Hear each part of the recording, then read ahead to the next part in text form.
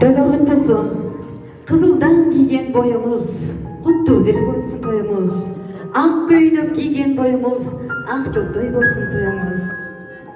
Ak sakal görsün kaçböt, atası jakşı dep aytsın. Көк sakal görsün kaçböt, көргөнү jakşı dep aytsın. Koşatlıklar kol çapmalı. Akbanaydı bargan жерден bakı tapsın deyiriz.